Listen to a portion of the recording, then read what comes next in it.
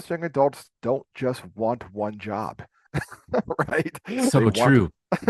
they they want to have a side hustle. They want to have an entrepreneur thing. They want to have an Etsy shop. They want to have something else they're doing in addition to their W-2.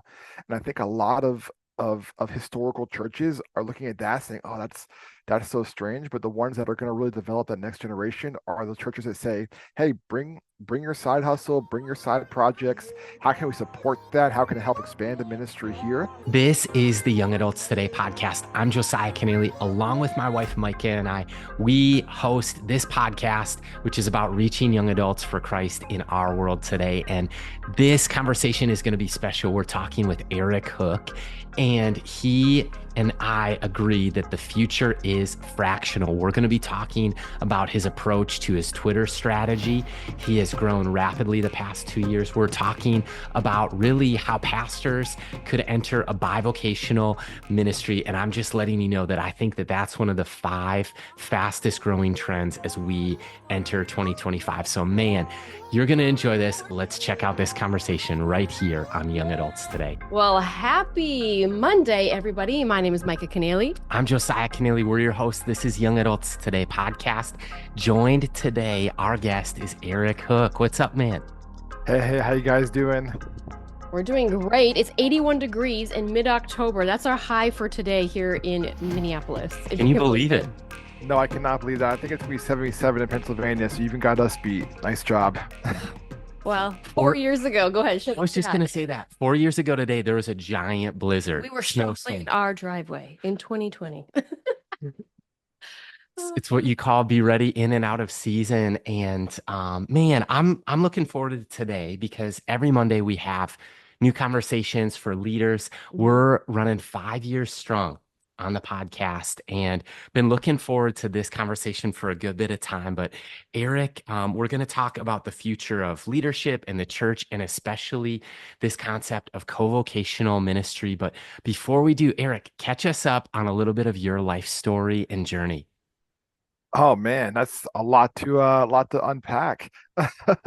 Let's go ahead and we'll start off high level. I grew up in central Pennsylvania in a small town, about 5,000 people. I did not grow up in a ministry family or even a Christian family. I actually baptized both of my parents later in life. Wow. Became a follower of Jesus at 16. Felt a call to ministry at 18. Went to Liberty University for undergrad, and then really always felt called to missions and that kind of work. And through just twists and turns of life, was a missionary overseas for a season, was a youth pastor in New Jersey for a season, and spent most of my ministry as a church planter and urban missionary in the South Bronx of New York City. Did that for 10 years, which was an amazing experience. The church that we planted merged with a Spanish-speaking church in the community. And then in 2023, my wife and I and our 3 children transitioned to Lancaster County, Pennsylvania, kind of closer to family. And now my ministry is predominantly helping pastors find marketplace jobs and being a just a friend to pastors as they transition vocational change and vocational challenges they may be experiencing. I love that. What a journey God has you and your family on. And I love it. It's so mission driven. I feel like when God puts something in our heart, sometimes the approach changes, the location changes, but the passion to reach people for Christ just hopefully only intensifies as we age as believers. So this is obviously the Young Adults Today podcast, Eric, but we love to ask every single person that we have on the podcast this simple question and maybe loaded question. I don't know for some, but why do you believe that young adult ministry is so vital in this day and age? Yeah, one of the ministries that I do within my I help pastors get jobs umbrella is called Co-Vocon. It's a quarterly event for people to explore vocation, ministry identity, and calling. And the one that we just had this week was on the next generation of leaders. And one of the data points that Barna had shared a few years back is that there are actually more lead pastors in America that are over 65 than under 40. So that was one of the things we discussed of like, wow, like why is this happening? And what's the Western church going to do as a result of this reality that young adults are not entering ministry like they were in generations past? And one of the like talking points that came out of that conversation was that a lot of young adults, they don't want to be the man. if that makes sense. So maybe like generations ago, it was like, I want to be that solo person on a stage behind a pulpit, preaching to the masses. And folks who, let's say, are under 40 or maybe even under 30, are like, I'd rather work with a team. I'd rather be more collaborative. I'd rather have it be a more shared model of leadership, which is fascinating because I would say that's what the New Testament subscribes as well. Is with apostles, prophets, evangelists, shepherds, teachers. We're all working in tandem. There is no man that's up front, leading all of us. The one who leads all of us is God. But we all work together through our giftings and our callings. So why is young adult ministry so important? I think that we're seeing this going back to the true way of following Christ and living out his purpose in the church and in mission, which is really exciting in this generation. No kidding. I mean, when you talk about the future of the church, you've got to look 5 years, 10 years, and beyond. But Yeah. the whole age of lead pastor is massive. And when you look at, like, sometimes I ask Micah whether we're at, a restaurant, whether we're at the post office, like 4:30 in Minneapolis at the post office, there's a line out the door just about every day, and there's one guy running the Mm, show. And I'm like, where are all the great leaders? And mhm, I think that you can look in the church as well just to recognize that there is a future generational change when it comes to leadership of the church, and older generations have hung on longer. Retirement hasn't been as much of a thing, but I think one of the questions that we need to ask is who's going to pastor the churches in 10 to 15 to even 20 years? And I look in the Midwest where we're at, my home church, um, probably about 7 years ago, there was a leadership change. What ended up happening, a chiropractor sold his practice, ended up taking over the lead of the church in North Dakota. One of the legacy churches had been led by a pastor for about 25 years, and a pharmacist got out of pharmacy and went and took over the church. And both of those were younger leaders who felt called to ministry, and they were being raised up, whether it was leading a Sunday school or leading a campus ministry as well. But I think just one of the future trends, Eric, that I see is this idea of multi-vocational ministry, bivocational ministry, or as you've called it, co-vocational work. And I think that part of it is just financial stability. I think part of it is mhm. just the cost of living. You would know so much more on this, but this is one of your passions to help pastors get jobs. Unpack, if you will, some of your thoughts on co-vocational ministry. Yeah, I mean, there's a few strings to pull on there. The first one is in the last 25 years in the United States, 40 million less Americans go to church than did. So we're actually going backwards in terms of people attending churches. As we know, the economy is in a tough spot, inflation is high, housing is near impossible for people in this generation to get. So I think that there's a lot of really smart young Christians who are looking at kind of the purview of what's the next 10 to 20 years of our society going to look like, and they're imagining if church attendance and engagement is going down, cost of living is going up, how am I supposed to go to Bible college, seminary, perhaps amass debt, and then go work at a church where I'm going to rely on people who are going to give their tithes and offerings to fund my life when they themselves are stretched financially as well? Just quite as a business model, it's very limited. The funny thing about that is that's not a new thing. If you look at like a lot of Black and Hispanic pastors in our inner cities, if you look at the international church, bivocational, co-vocational ministry is a model that's been around for forever. Rural churches, you have folks who are, working in a factory or a warehouse Monday through Friday and pastoring a church on the weekends. So it's not like I thought of this one night. I didn't have a Paul on the road to Damascus experience. I mean, even Paul himself was a tent maker. He was a co-vocational leader. So I think we're in this really interesting spot where pastors are realizing, you know what, like the prevailing model of doing church has served so many great purposes. I'm sure most of us listening to this call and watching this video became Christians because of the prevailing model of church. Yet, are the churches our kids and grandkids going to go to be the same, particularly when it comes to vocation, salary? and how ministers make their living. One thing to kind of add to that with the young adults, because that's the audience that you're impacting and reaching, most young adults don't just want one job, right? They So want true. they they want to have a side hustle. They want to have an entrepreneur thing. They want to have an Etsy shop. They want to have something that else they're doing in addition to their W-2. And I think a lot of historical churches are looking at that saying, "Oh, that's so strange." But the ones that are going to really develop that next generation are the churches that say, "Hey, bring your side hustle, bring your side projects. How can we support that? How can it help expand the ministry here?" That's something I think is really sweet. And we have an opportunity as a church to be creative and be innovative in a fresh way. And I would say we can look at the doom and gloom and give up and say, well, I guess that's it. Or we're going to say, what's God doing here? Where's the opportunity for transformation? Well, Eric, even 10, 12 years ago, I had just gotten out of North Central University, graduated with a youth ministry degree, was burdened about young adults, had interned at my home church, and they ended up offering me a job. And there's two parts of my story. The first part is I had worked all through high school, all through college at a great job. And they actually let me hire about 30 or so students from the youth group. And some of those students are now in management at that company, like leading it to this day.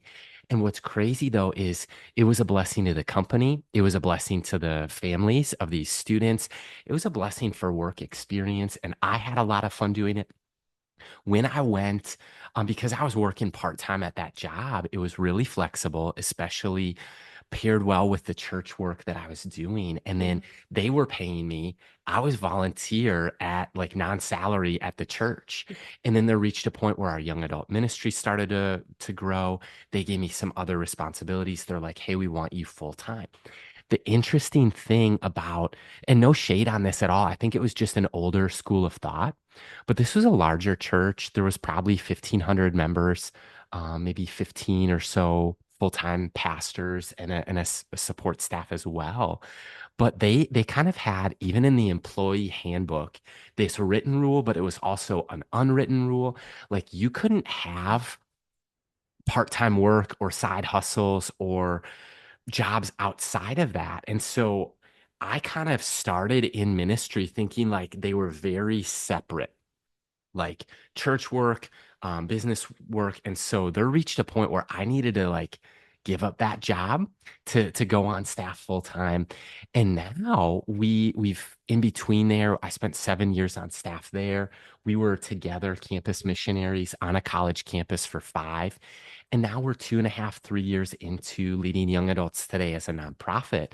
But the space I'm in now, almost all of the people that were like closely in proximity with, maybe they're leading a startup or planting a church or leading a nonprofit, almost all of them have a side hustle. And so for the past 7 years, I've taught, and this is a really old one, but I've taught adjunct at a college nearby. So, I mean, I think that colleges and seminaries and universities have thought in terms of adjunct fractional work for a long time. But why do you think there's kind of this older school way of thinking when it comes to like the church is your 9 to 5, no side hustle? Any thoughts on that? This is an amazing conversation with Eric Hook. We'll be right back with Eric for more, but we're talking about how the future is fractional, and it reminds me of my friend George Kamel's story. This friend of ours, he side hustled his way from being a negative net worth individual at age 24 to now he's 34 and he's worth 1.4 million. That's right. He side hustled his way from broke to boss. Check out George Kamel's story. And as I got into college, I realized I need some money. I'm kind of broke. And I mean, I was already taking out student loans to go through dang college, but I needed some money on top of that. So I worked at a restaurant. I was a terrible server. I think I lasted a few weeks and I realized my talents are not in hospitality in that way. And so I had some tech knowledge. And so I started helping local businesses with social media and websites. And I was a musician. So I would try to book gigs when I could to make a little extra money. And on top of that, I had that website knowledge. So I started building websites on the side for about, $600 or $1,000 and helping out entrepreneurs and authors and speakers build their brands and build their websites. And on top of that, as I got into hosting and emceeing, I went, there's other people who have events and they need a good MC to warm up the crowd and get the information out there. And so I did a little tour with a couple that was doing Enneagram content and ended up making some money there to help us get our down payment in order. And so I just always kept up. Side hustles were a way of life. I've done Uber, I've done Lyft.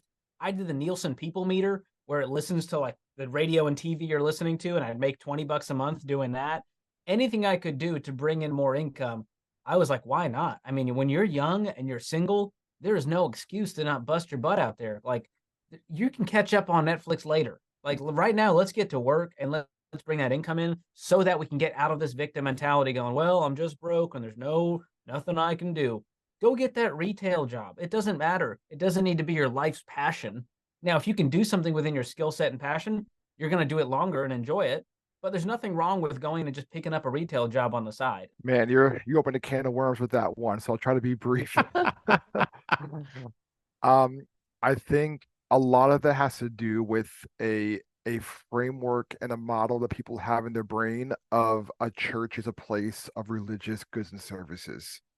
And what I mean by that is I'm a Christian. I go to a church on Sunday, I give a tithe, and as a result, the pastor will baptize my kids, perform my wedding, bury me when I die.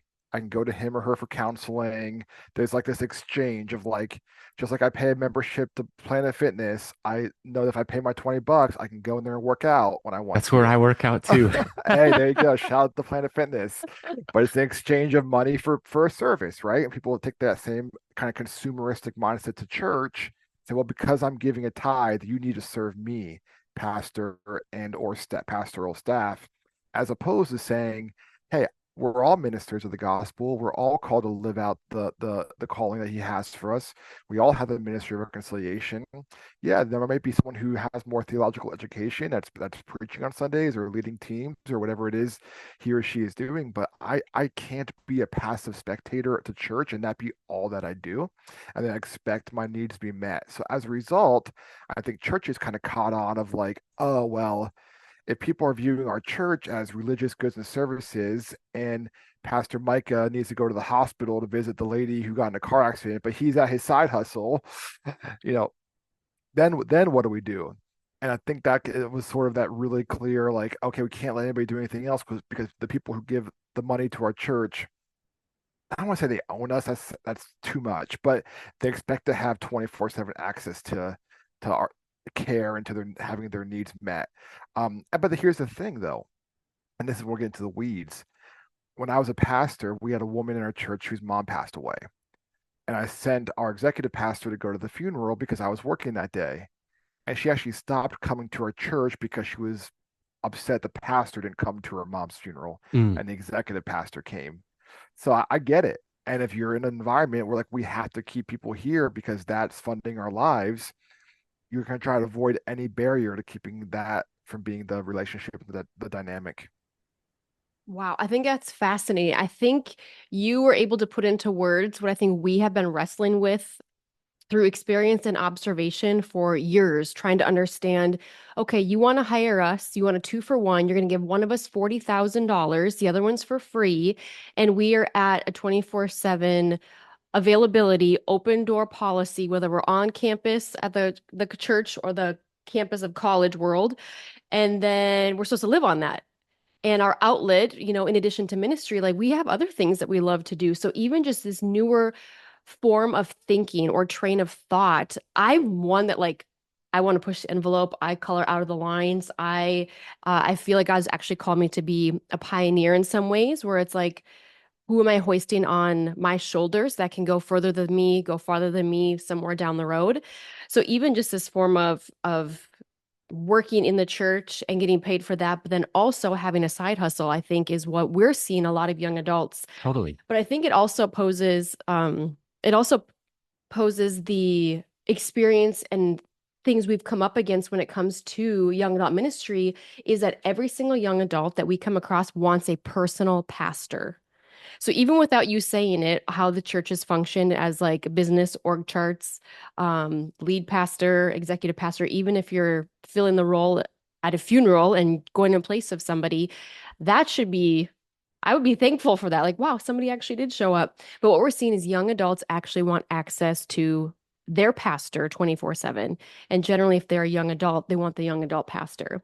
So just trying to wrap my brain around all these different facets of ministry while loving people well, but while also providing for your future and your family in the process of experiencing the calling. So, when it comes to side hustles, we have lots of friends who've gone lots of different directions, whether they're double dipping in both worlds, marketplace and ministry, or unfortunately, they have like left ministry and just gone full-fledged marketplace, which they're still, I think, serving God, most of them, but they're making a lot better money. How or what have you seen when it comes to the side hustle and roles that people have when pastors are seeking a unique skill, maybe outside of the ministry world? How have you or what have you seen when it comes to that? That's a really good question. I also have like a follow-up question for you both. I'll ask it at the end. I'll ask it now. You can think about it. How's that? That sounds But great.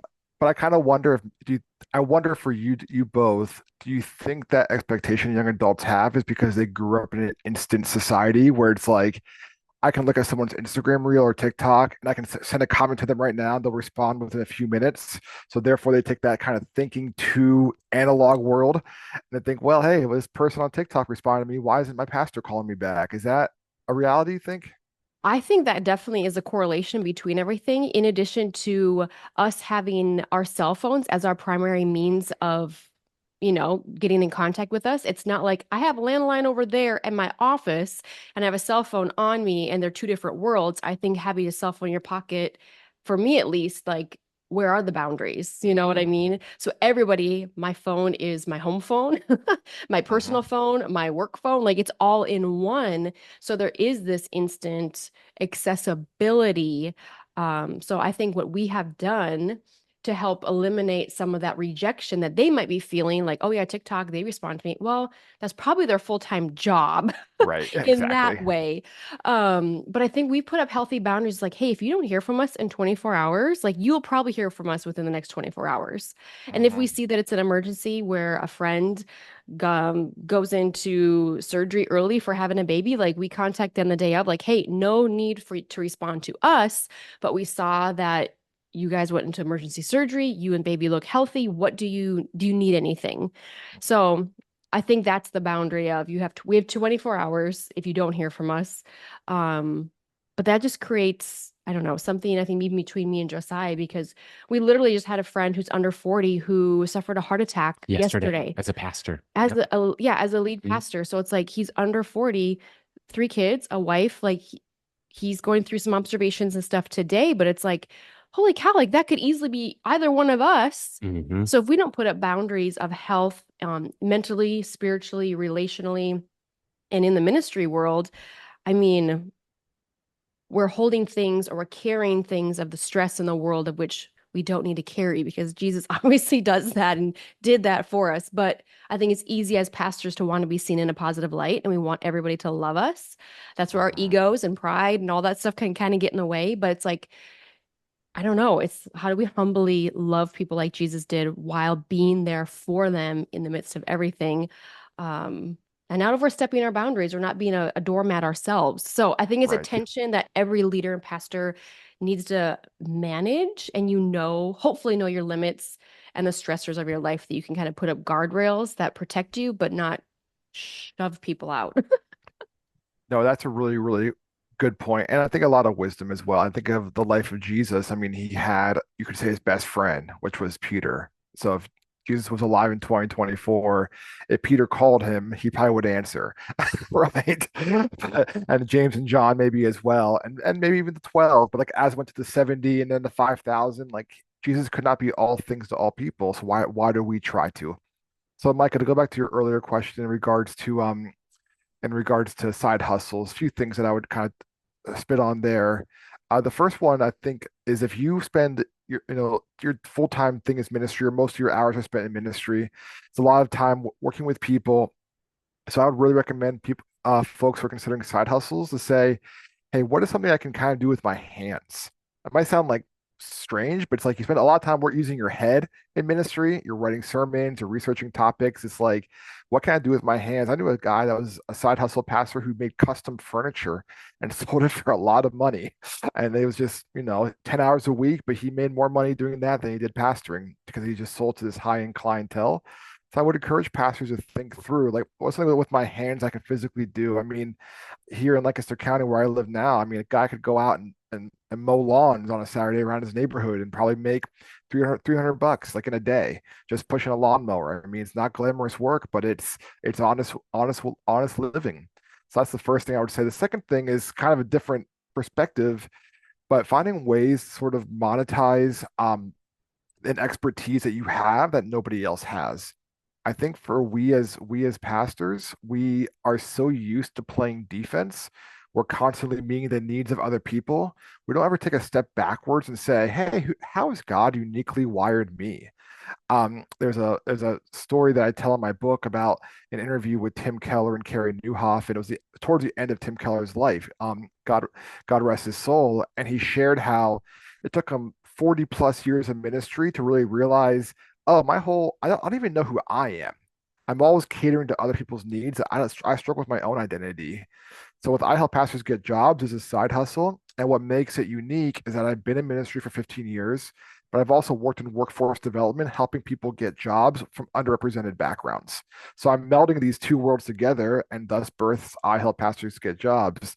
So I would encourage people who are listening to this, and you too as well, Josiah and Micah, is like, what is those really unique experiences I've had that nobody else has really had? If you put 10,000 folks into a room, what would I know better than anybody else? And finding a way to market and package that, which brings me to my third and final point. This is both looking for a job and also side hustles. You have to become an expert marketer. And a lot of pastors feel kind of icky about that. And ministry folks feel icky because we're trained and we're conditioned to be humble and to be, think less of ourselves.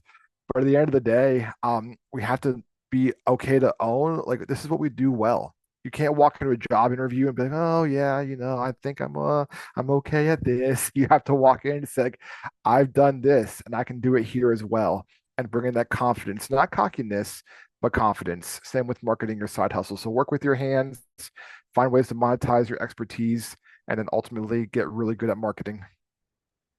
Eric, I love that, especially the first one. And I wrestled with this, I think, most of my ministry career of feeling that you're called, but then working with my hands. So I love projects. I love to build. I love to tear things down, tear it apart, put a backsplash, whatever. Together, we're really handy, and she brings the tools, and I bring the encouragement.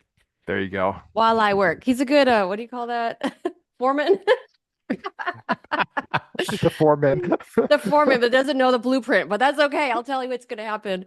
But I think a pastor really brought it into, he was a Chi Alpha pastor, and he brought it into this realization into his life and to mine. And he's like, Micah, I think why you and I love to work with our hands is because you start, you do the project, and you finish. Like, you see the progress and you can feel like, I accomplished something. Whereas ministry, when you're walking alongside somebody and you're pastoring them, you're not always seeing the fruit or feel like, am I even making a difference in this person's life? Are they taking their walk with Jesus seriously? Like, am I challenging them enough? And then all of a sudden they're gone. It's like, did I do what I should have done with the season that we had together?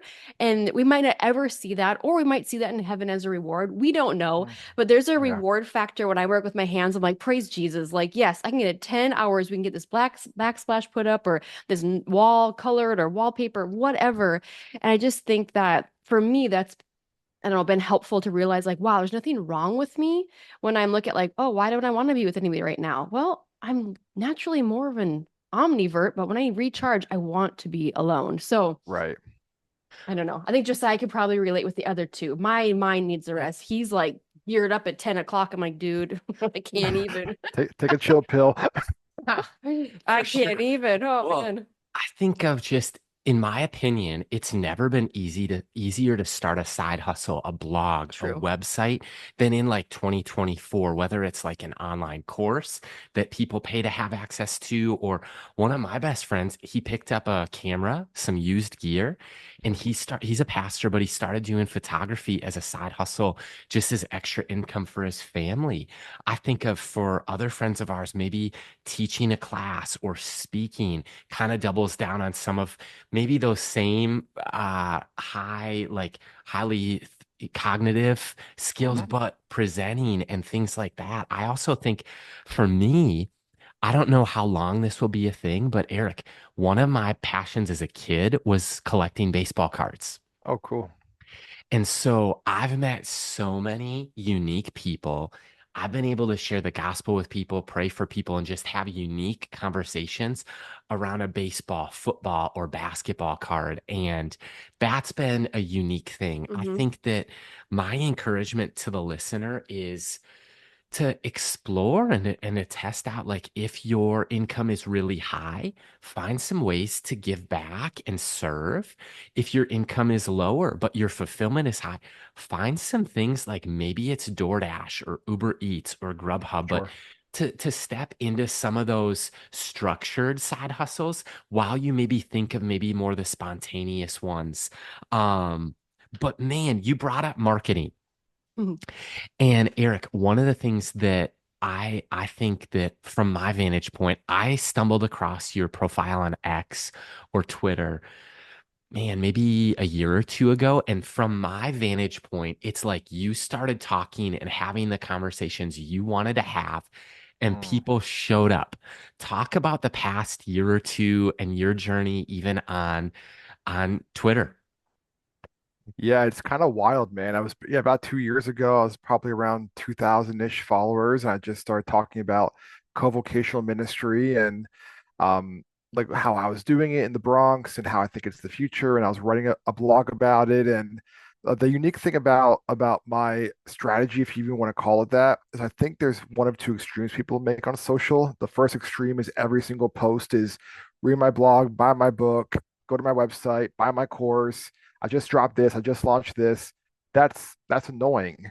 Or the other extreme is like, took my dog for a walk. I ate a tuna fish sandwich for lunch. My kid is very cute. I love watching this TV show. It's like, okay, but if I don't know you, it's like I'm not interested in hearing that. But if you find a creative way to kind of mesh those two together, it makes you a real person, and people are going to follow those they like. I know, brilliant idea. Imagine that. And the feedback that I get a lot from people is like, I love following you on X because you're just a real person. Hmm. You, you don't try to be anyone you're not. You don't try to be super spiritual. You don't try to be, any just you just one tweet might be about, I don't know, um, how I mowed my lawn and I ran out of gas halfway, and I said, you know what, good enough. I'll finish it next week, right? Or and then my next tweet might be, hey, I just put this new blog out about 10 reasons why co-vocational is the future. Like, check it out.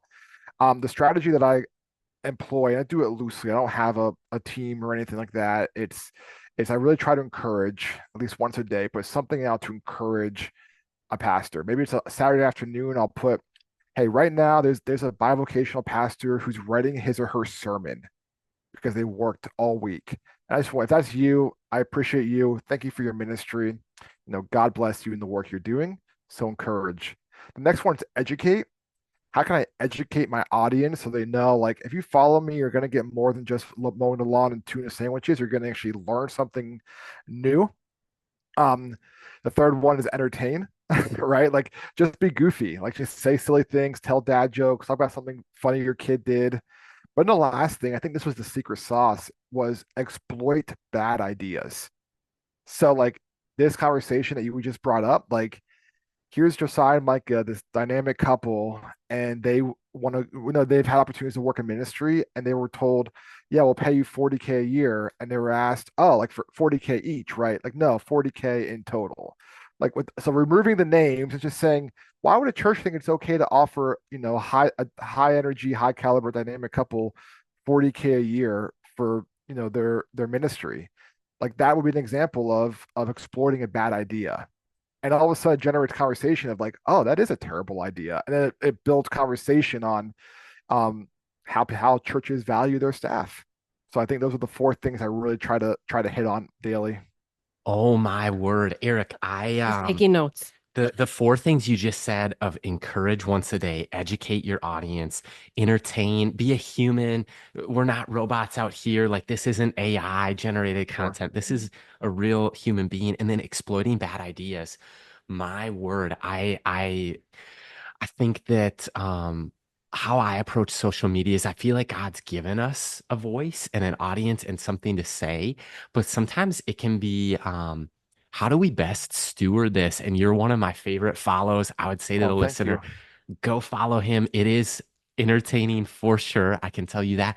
But educational, like I remember one of the tweets, and I've brought it up on this show before, is you were talking about two identical couples who Mhm, moved down the street a few years apart. And mhm. that's our story and our neighbor's story, who happens to be a youth pastor. But it kind of leads us to the economy Hmm. and Mm. inflation. I know that as a young family, like we've got a 4-year-old and a 3-year-old, our family feels it. I think the listener feels it as well. Thoughts on just maybe the answer is side hustles. Maybe the answer is co-vocational work, but what's your vantage point on the economy in late 2024? So I'll answer that question with a story. So my wife and I moved from New York City to Lancaster County in October 2023. So that's like the peak of the housing market. It's the peak of the interest rates. We have great credit. We have no consumer debt, but it is our first home because we were renting in New York City, obviously. So we bought a home that would be good for our family of five to kind of live in long term and to grow up in. Kids will graduate high school from the school district, hopefully. Like that was the kind of commitment we made. Okay. So make a long story short, I had an opportunity to do ministry in an environment and was sort of talking to the staff about it. And I said to them, listen, like, let's just shoot straight here. Like, what's the salary for this job? And they said, the salary is 50K a year. And I said, okay, my mortgage is $3,000 a month. Mhm. How am I supposed to make that work? And like, it was just like, they were all just shocked. I said, what, your 50K a year is not what it was even 10 years ago, right? If you could buy a house and live in a home that you're safe and comfortable in for $1,200 a month, okay, sure, 50K, you can kind of make things work. Those places are few and far between. And I don't live in, an expensive suburb outside of a major city. I live in farm country. So I think there's a lot of churches that have not quite caught up to the reality of, hey, like money is not what it used to be. And on no fault of their own. Like we just kind of said in the beginning of the interview, they're relying on tithes and offerings of the people who are coming, who are also feeling the same very real pinches that we're all feeling. When you take your kids to, Chick-fil-A drive-through and a family of four costs $75, Mhm. it's like, Mhm. you realize pretty quickly that 40 to 50, that 50K is not quite what it was. Like I said, even just 10 years ago. So I think, if you're a church leader listening to this and you have staff, it might be time to go back and look at, are we paying folks, not even like a fair wage, but a livable wage to Hmm. raise their families and to prosper? Or are we creating space to say the best we can do is this number, but we do allow 10 hours a week on side hustles? I think that's so good. And I think just really realizing that we all are in need of some financial breakthrough probably. And are we living within the means that that we have, like even just you sharing your numbers, thanks for sharing those. And it's just like, well, that's $36,000 Of course. pre-tax Yeah, yeah, yeah. just for mortgage, Yep. a family of five. I mean, we go to Sam's Club and I'm like, how much are we actually spending on groceries a month? Because we go there once a week and I feel like, whoa, whoa, whoa. And it just keeps going up. And we have two girls. I'm like, we don't even have teenage boys. Some of our friends, like, you guys have six kids, and like four of them are boys. Like, that's crazy. But really just leaning into the encouragement side, what encouragement do you have for the young leader who's just kind of in a wrestling season to steward the best call of God and to navigate the yeses and nos in ministry while paying their bills and getting ahead in 2025? Like, that's like three questions in one. I love it. I'll do my best to answer. think the first thing I would say is you need to have confidence that wherever you are and whatever you're doing, God will use you. So that doesn't matter if you're pastoring a church, leading a not-for-profit, working at a homeless shelter, being a missionary, or you're working at a large corporation or working in a for-profit or being a marketplace professional, working as a barista, whatever. Like we have this idea in our brain, a lot of us do, that there's like there's sacred work and there's secular work. Yet wherever we go as believers filled with the Holy Spirit, we're bringing the sacred to that place.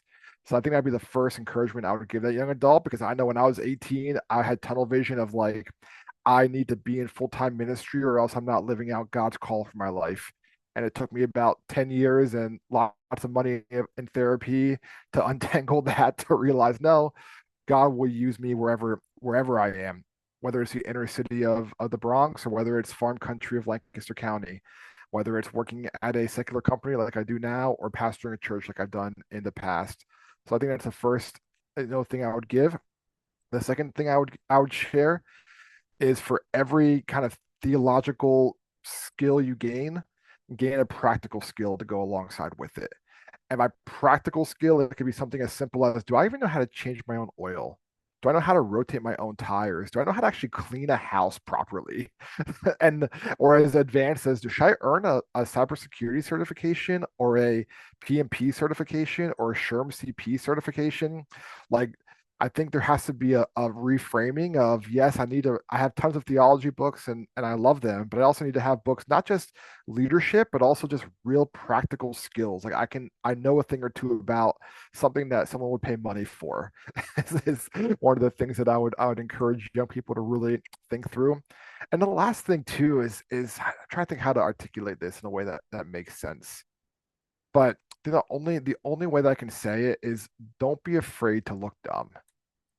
I work with 18, 25-year-olds in my day job. It's a talent development program. And this morning we had a call, and one of the young adults in the program said, like, I sometimes like want to ask questions at work, but I don't want to look dumb. And I told her, like, listen, no one's gonna think twice, like, oh my gosh, I can't believe she asked that. Like, just ask the question. Because here's a dark and dirty truth. When it gets to be my age, closer to 40, and you're asking some of those questions, that's when you start to look a little dumb. when you're 20 and you ask it, totally normal 20-year-old question. People are happy to help. So take advantage of that if you're a young person. I love that you went there with that last piece because I think I was that student that never wanted to ask questions because I didn't want to look dumb. And finally, I just raised my hand up and I'd just be like, this might be a stupid question, but what about blah, blah, blah, blah? It could be about the assignment, anything. And at the end of class, everybody looked over like, I had the same question too. And I'm like, why doesn't anybody ask? If nobody Or understands, I'll be the one that looks stupid. I don't care. So I just frame it as this might be a stupid question, but Oh my yep, I love gosh. it. it decreases my fear of being made a fool, I guess, to myself. It might Right. be the top thing that differentiates adult learners from people and their children or adolescents is Totally. we all are afraid to look stupid. Like, I'll tell you right now, the thing that holds me back from trying new things sometimes, for example, one of the business leaders that I meet with, semi-regularly, he said, you really need to check out these two AI softwares or apps for your podcast. One transcribes them, one does video clips. And I was so hesitant just because of the learning curve. I'm 33 years old, Eric. Like, nobody is an expert at AI. It's the Wild West out there. But I think like trying the new skill thing, especially on the practical side, one of our friends who's been on a guest on this show, I think of Roger Coles. His church plant closed in COVID and he needed money to pay his bills. He's a super talented graphic Mhm. designer. He just decided, you know what? I'm going to get really good at Canva and Canva education.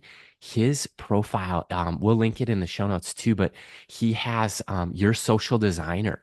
And he's went viral by helping pastors and church leaders just with their like templates for social media and kind of template ready designs. But I think back to your thoughts, just on Market Street Pastor is a brand new book. You launched it Come on. this October. Share with us and the listener kind of the message behind your hope for pastors who might have money stress? How could they have and lead a sustainable ministry as a pastor? Yeah, thank you so much for the plug. I'm very excited. Yeah, it just came out Friday. We're recording this on Monday, so there it is. I'm Let's really go. pumped. I'm really excited.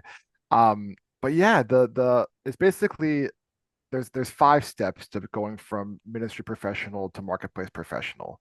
Real high level. The first one's mindset. How do Hmm. I get into the mindset that this is not plan B? How do I get into the mindset this is God's calling on my life? If you can't get over that hurdle, you're never gonna find an outside job. To your point earlier, Josiah, like if you're not willing to look a little bit foolish and be willing to learn, it's gonna be really hard to get over that hurdle. So mindset is the first one. The second is discovery. How do I discover how God has uniquely wired me? Kind of going back to our earlier conversation, and what jobs align to that skill and gifting. The third one is called rebrand. That's kind of the meatiest of the whole book, which is okay. I've been in ministry for a number of years. It's all I've done professionally. How do I package that in a way that would make sense to a for-profit hiring manager? The fourth is an interview. How do I interview in a marketplace environment? Because let's be honest, a church interview and a marketplace interview are very, very different. A church interview is, do I like you? Can we get along? A marketplace interview is, can you get the job done for the company? And the fifth one is sustain. What does sustainable ministry look like after this? Because I think the dangerous part about what I teach is that a pastor would take these concepts I talk about in the book, find a marketplace job, whether it's 30, 40, 20 hours a week, whatever it is, and then try to keep leading their church in the same way. That's a fast track to burnout. So the last chapter is about, okay, now you have Wow.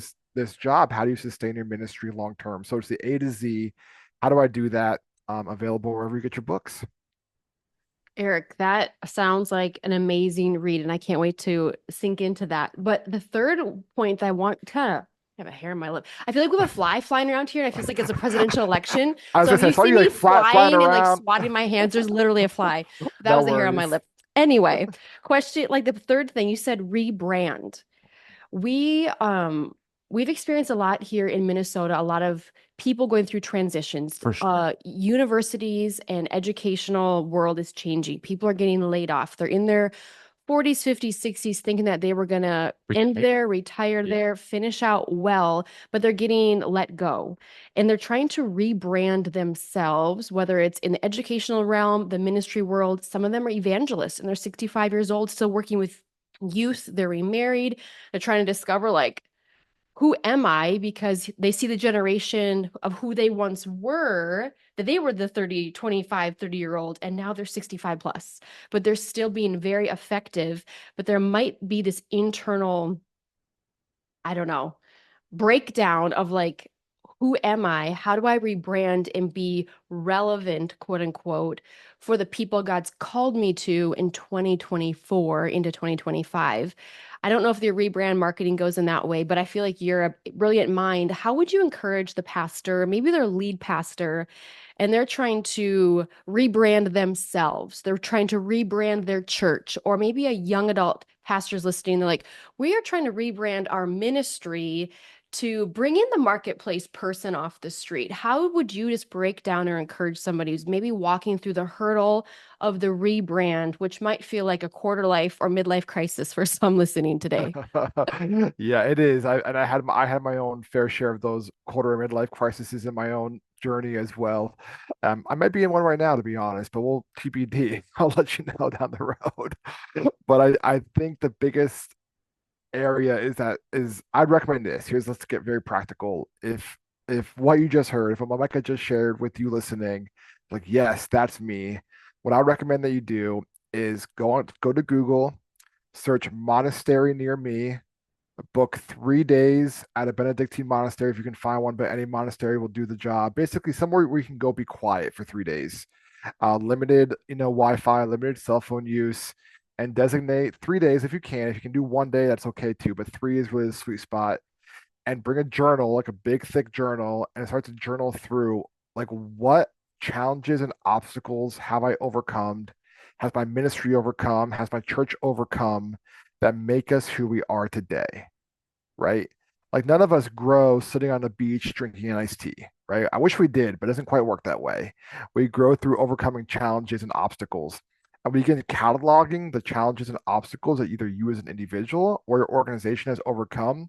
You begin to realize, oh, here's the problem or the pain that we solve in the world. Here's how God uniquely has wired us and positioned us to be the best at this because we've done it, right? We know this, Josiah and Micah. Like, you don't want to learn from the guy teaching you from a textbook or the woman teaching from a textbook. You want to learn from the person that says, look at this scar. Let me tell you about this scar I have, right? So I think in those wounds and in that pain and through the overcoming and through that transformation is what God uses for us to bring that message to others. So I'd encourage anyone listening to this, very practical, spend a weekend retreat journaling all the challenges you've overcome and how they've made you who you are today. And that is your unique proposition, your unique gift to the world, whether that's entrepreneurship, ministry, marketplace, whatever God might have for you. That's so good. Phenomenal insight. And man, for the person who maybe they're a lay leader listening who's on the board or the hiring committee or involved with the HR process of their church, maybe somebody's an executive pastor or hiring manager. But if you could tell pastors of established churches and ministries anything, whether it's about pay and benefits and compensation, ongoing development, what would you want leaders listening to know? Yeah, I'd encourage established church pastors to not to expand who they envision leaders to be. I think in so many of our churches, we look at a leader, we think of someone, let's just be real here. We think of someone who is of a certain age, kind of a certain professional caliber, likely married, likely has kids, in some contexts, even things like how you look physically, your race, how beautiful you are or not. These are all kind of dynamics people look for and say, well, that's a leader. It's like, okay, that could be a leader, but what about other aspects as well? Who's that person that shows up early every Sunday and helps set up chairs? Am I investing in that person or am I just expecting them to come do free labor? Who's that person that will send me a text and just tell me they're praying for me or give me feedback on a sermon or let me know that I'm on their mind? Who's that kind of caring, nurturing person that's in my congregation? They might not check any of the other boxes, but here's the encouragement I'd give to pastors. All Saints Church in the Bronx, the church I led, helped plant two other churches. Both of those other churches were led by pastors that were 20 plus years older than I was. And one of them was a single man in his 50s. Okay, so like I say that as an encouragement. People, I can't find anybody to mentor and develop. So, well, what are you looking for? I think of that funny TikTok video, looking for a man in finance, 6'5". Well, however it goes. It's like you're looking for someone that doesn't exist. Right. Like look for who's in front of you and begin investing in them. Look for their character and their competency will grow as they're being developed. I think there's a lot of people in our congregations that are overlooked because they don't fit the box of what we think a leader is. I think it's so good. And I think that is a guilty fault that we can lean into sometimes as leaders to look at the exterior or look, God looks at the heart and to get to know the people who are setting up the chairs and to say thank you. And I think a lot of the people that we've come across, they feel overlooked and underutilized or overworked and underappreciated. And there's that tension of like, how do we encourage people, love them, walk out in the confidence that God has created them to be and get to know them in the process. And we want to get to know you right now with 5 and 5. So at the end of every episode, we do 5 questions, 5 minutes on the clock. It's kind of like the home run derby. Are you ready for the challenge? Yeah, let's do it. All right, Eric, here's your first question. Let us into your brain. What have you been learning that excites you in 2024? Oh man. Um, what has excited me in 2024? Honestly, it sounds kind of hokey, but conversations like this, talking about the next generation of leaders and what's the future church going to look like for leaders under 25, that has really had me excited. Love it. Same here. What's your like jam, your hobby? Is it pickleball? What like if you had a day off for 4 hours of free time, what would we find you doing for fun? Oh yeah, I bike a bicycle every single day. So I have like an analog bicycle, an e-bike, and a Peloton. So depending on the weather and kind of what I'm doing, it's one of those three. There's a bike trail behind my house. I try to go on once or twice a week. So that's my self-care time. Just ride my bike, and it brings me back to being, 10 years old all over again. I enjoy it. That is awesome. Okay, question number three. This is the curveball. If you could ask Josiah and myself anything today, what would you ask us? Ooh, how do you as a married couple run a business together? Oh man, I think I've explained this plenty of times. And I think what I've learned and the visual that I've got when you're leading a ministry or something with a spouse is you're on a tandem bike. And Josiah, he's in the front, I'm in the back, but we're pedaling together. And if we're not pedaling together, then we're obviously working against each other. So if I'm pumping the brakes in the back and he's pedaling at all odds in the front, we're not going anywhere. So I think it's learning how to ride in cadence with each other, and extend grace when we don't understand each other's leadership because we're wired differently. Because I think I'm like, here's the problem, let's fix the problem, let's get the solution, whatever. And he's like, give me a day to process it. So I mean, just even that small thing is to know who he is and appreciate that, even though that it's different than me, and vice versa. So I think there's a level of extending grace when you might not want to or not understand how much you need to actually. But then not running each other off the road because we're on the same bike. If one gets flipped off, we're both going to go flying. So Well said. And I'd say that for like if somebody's listening and they do want to lead a ministry or a church or organization company together, I would just say, especially to the guy, listen more and ask better questions of your bride or your spouse. Because here's the thing, like Micah wants what's best for me, for our family, and for those in our influence and care. So the other way to say it is we're on the same jersey. We're on the same team. And so I think listening and like, there's greatness inside of her and there's wisdom that I need to do a good job of listening to and drawing that out and asking really good questions. but I will say for the person who does want to lead and they've seen it done maybe unhealthfully, Mm. I would say your organization and ministry can only be as healthy as you are as an individual, just like your marriage. So if you are a single healthy individual, he's a single healthy individual. Yes, we're married, so our marriage is healthy, which then in turns affects the ministry of the business. And then to set up those boundaries of health, when we talk about date night, 10 minutes of ministry, the rest we're going to invest in us for the next 3, 4 hours. So it's really just putting up those guardrails and boundaries of expectation for yourself, for each other. And it should be fun and it can be fun. And the thing is, at the end of the day, it's not who wins because you both should win. Not one wins, one loses.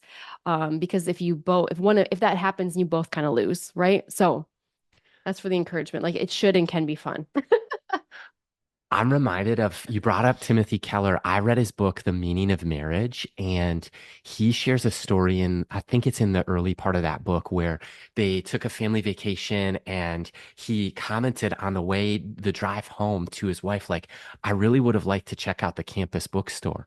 And she said something that he needed to hear, that I needed to hear, which was, you robbed me of an opportunity to bless you by not asking for what you wanted or needed. Because she would have let him and encouraged him to go, right? Yep. And so I think that that's great in marriage, in marketplace, in ministry. But I mean, back to you, Eric, two final questions. The question four is, what's your dream in a sentence? My dream in a sentence would be to buy an old camp or residential facility to bring young people to spend a year training for ministry and marketplace skills, and then send them to residencies in churches and internships at companies. So they graduate with both skills in the marketplace and ministry that would position them for the future well. That's a long sentence, but that's what I would love to do. I Wow. love that. So if you're listening, if you have land and you want to team up with Eric, connect with him to offer some land and some amazing opportunities for young adults to change the world and the marketplace. I said to say that. You never know who could be listening to this. They could have something that you need. Anyway, question number 5, last and final question, Eric. If you could leave the listener with one piece of encouragement today, what do you want to leave them with? Play the long game. It's very easy to get frustrated with how things are going in a week or a month or even a year. But remember that God exists outside time and space. He has everything under control, and that you're going to be okay. Oh Love it. my gosh. Thanks for that word. That's a great way to close. And before we hit stop on the record, I just want to say, like, man, one of the books that it's not here yet, but I'll be picking up Market Street Pastor, and I'm so excited to dive into it. If you want to read with me as a listener, like, let me know. And we'd love to just have more conversations about that. I know your website is ihelppastorsgetjobs.com, correct? Yep, you got it. And man, what are some of the resources people could find there? Yeah, so the majority of what we do is completely free. So if you go to ihelppastorsgetjobs.com, you'll see a free PDF. That is 10 videos of the top 10 mistakes pastors make when transitioning from ministry to the marketplace. That will also put you on a mailing list, which will give you a weekly newsletter of just tips and tricks on how to rebrand as a marketplace professional. If you want to go a little bit deeper, we have a free discovery call with my colleague Mark Knight, just to kind of hear where you are in your journey. If you sense this is something you want to really put gas on, we can have that conversation. But I encourage you to go there, download the PDF, and if you feel so compelled, pick up the book. Would love to get the word out to as many people as possible. Incredible, Eric. Thanks so much, man. Thank you, guys. This is the Young Adults Today podcast.